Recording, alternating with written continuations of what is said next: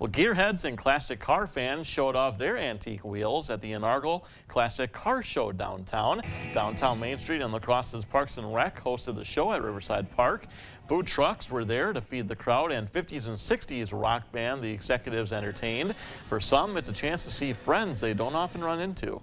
That Corvette that's parked next to me there, him and I used to run around together 50 years ago, and I haven't seen him for a while, so it's kind of neat. More than 100 cars are at the park right now, and if you'd like to stop by, the show runs until 7 o'clock tonight.